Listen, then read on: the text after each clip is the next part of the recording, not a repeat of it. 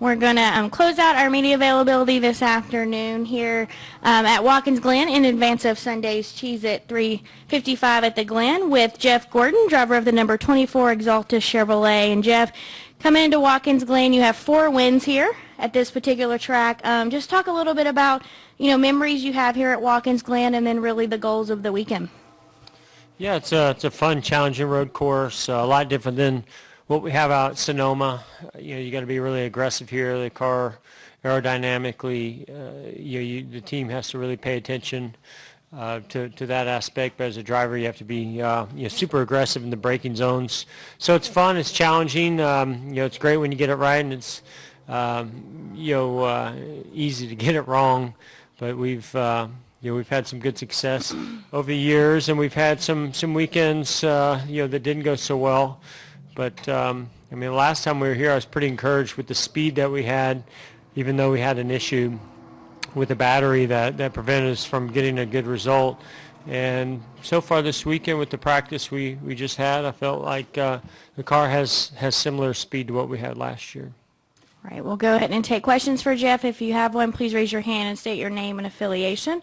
We do have several, so we'll get in as many as we can. We're going to start up front with Holly, please.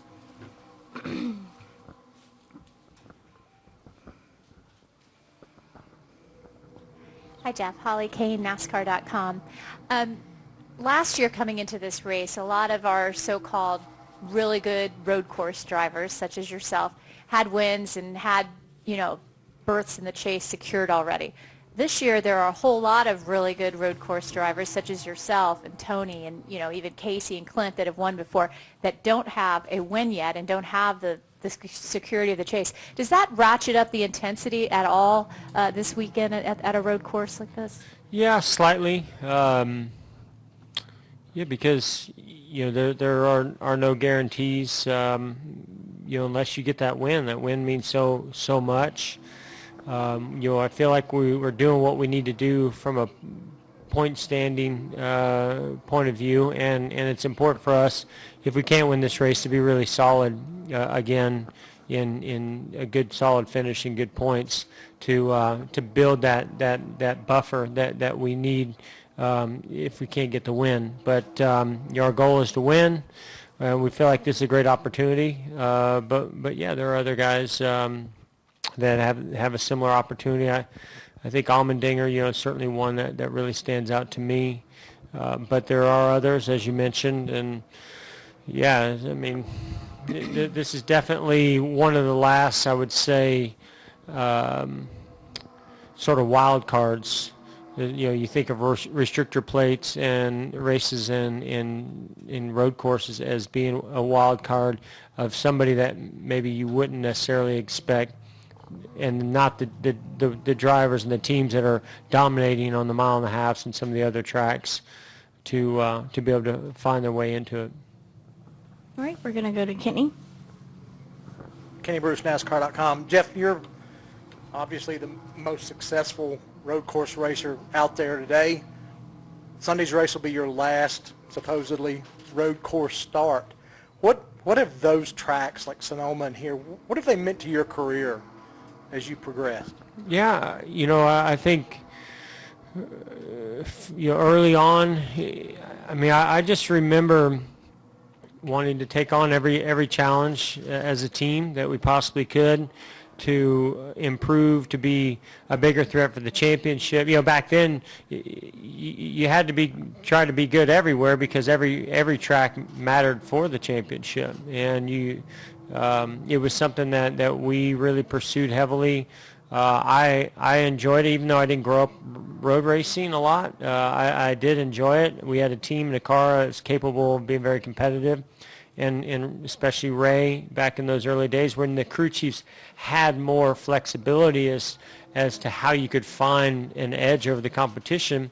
They worked hard on the transmissions and the braking and the setups, and gave me everything that I needed to go out and push the limits of the car and get a lot out of it, and we started excelling at them. And so I think when you look at the drivers and teams that outsiders look at in our sport of who's at the top of the list, I think if you can add a road course win to it, it separates you from the norm and puts you into an elite group. And when I look at my road course wins and all the different tracks that I've won at, I think it just kind of adds to the stats of putting me into a unique category that I'm very proud of.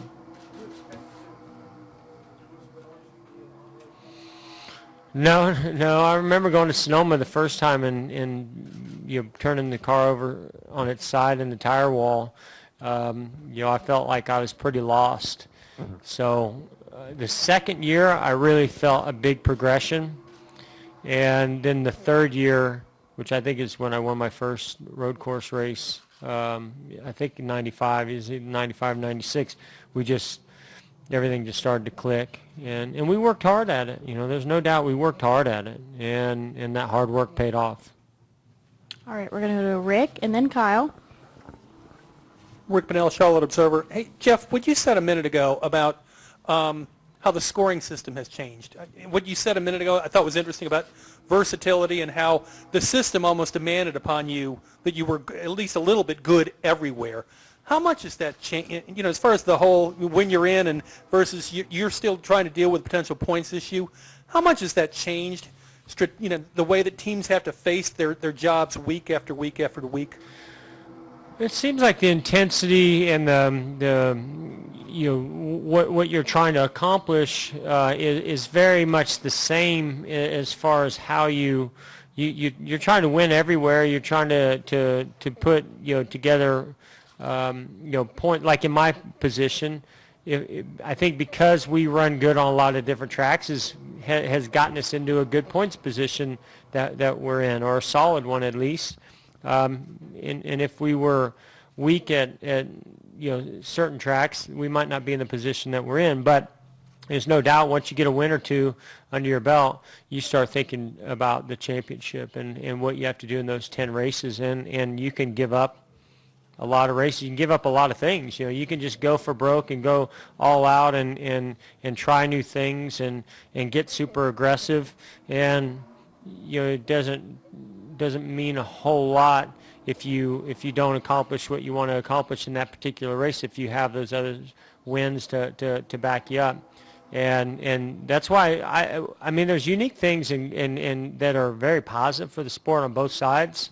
Back in when I won the championships, it was interesting to see who could accumulate that over the whole year. But it got boring towards the end of the year a lot of times. Not always, but a lot of times. So in the chase, with the chase and the new format, it's always intriguing because there's always a storyline. But what's fascinating to me is once that chase starts, is to see what teams were experimenting and were really preparing themselves for the championship and how well they did and how much they step up to that next level of competition and competitiveness when it all starts. And I really enjoy that side of it too.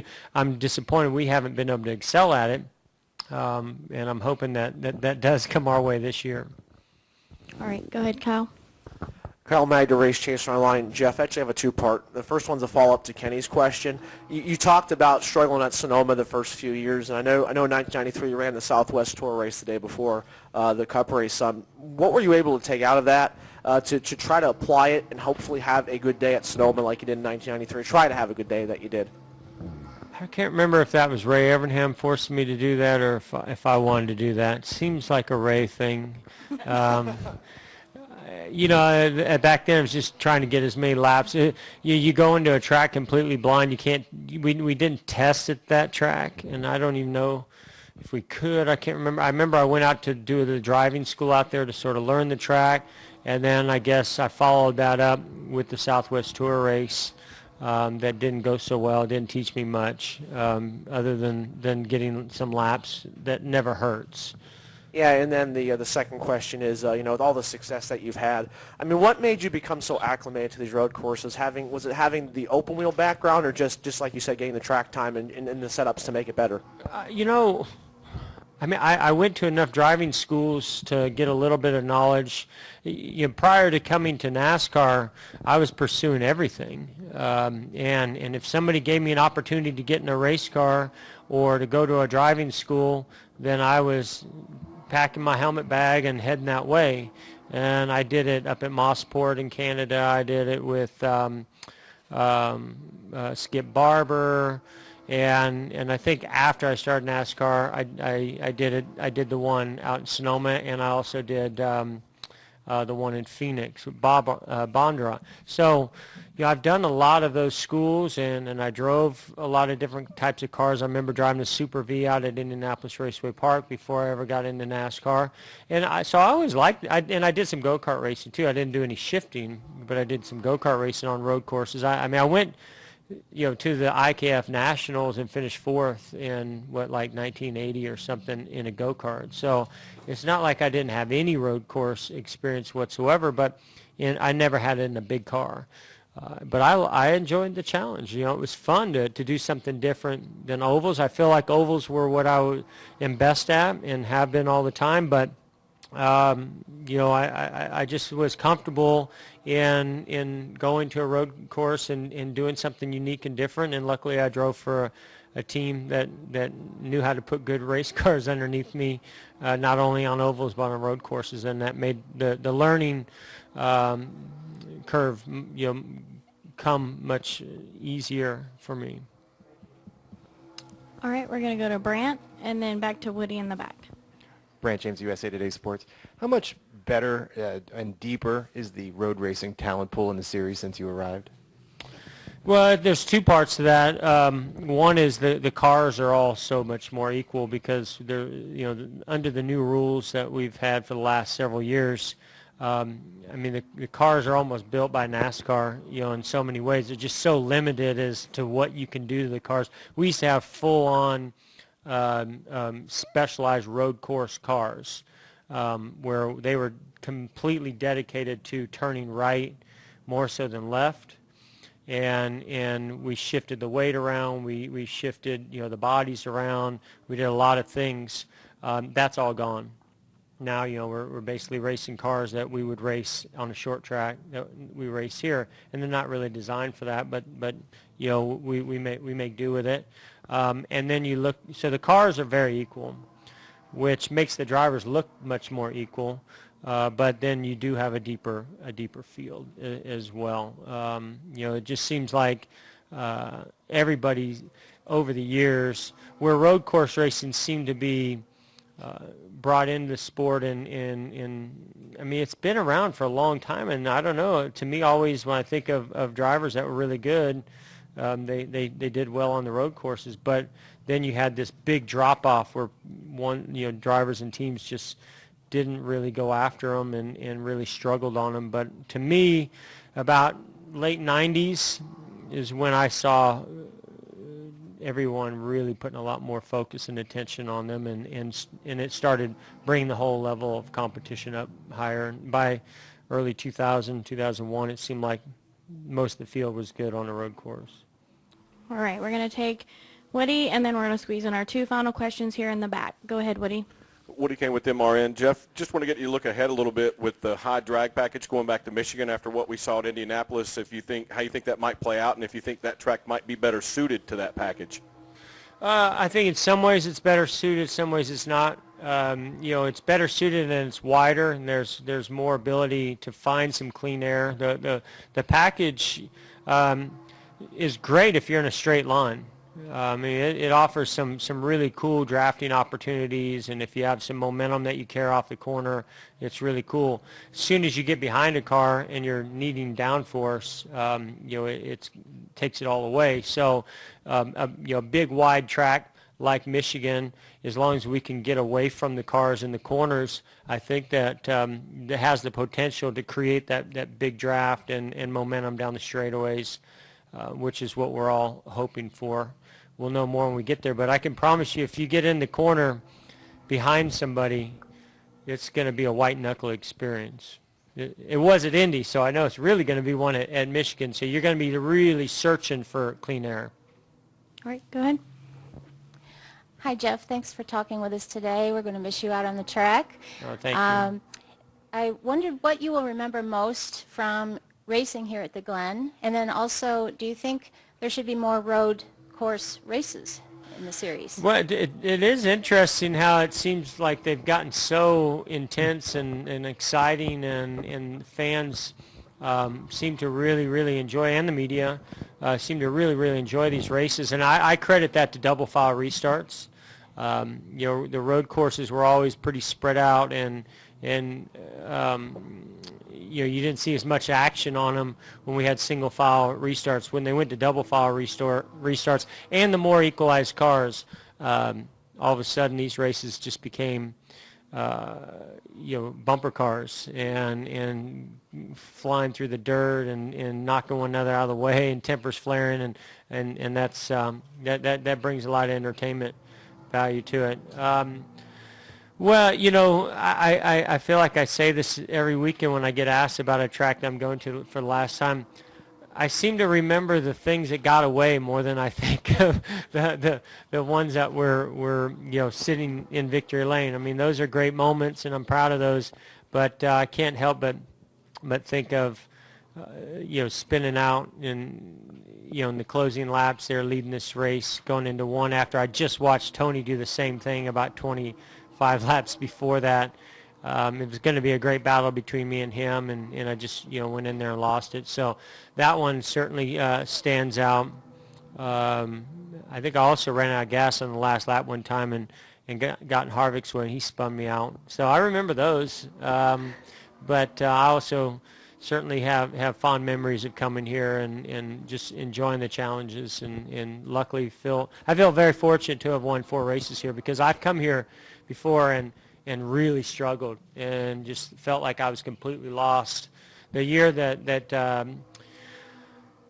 I think I don't remember if it was the year Ella was being born or Leo. It must have been Leo, when I had Scott Pruitt standing in for me, and we were really struggling. And I remember talking to Scott about how loose the car was and hard to drive, and he went out there just to get a feel for it in case he had to get in for me. And he came in, his eyes were like this big, and he's like, I don't know how you're driving that car.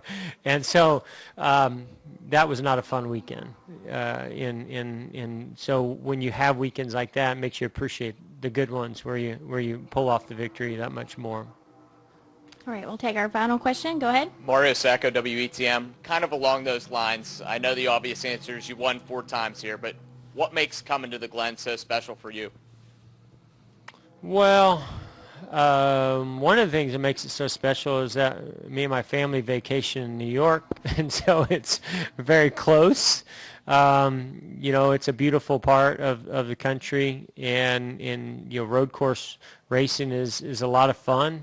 There's a great crowd here, tremendous crowd that has a good time here in Watkins Glen.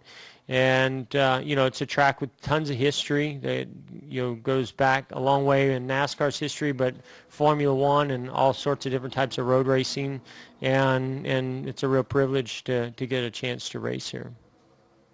All right, Jeff, we appreciate your time today, and we wish you the best of luck this weekend. Appreciate it.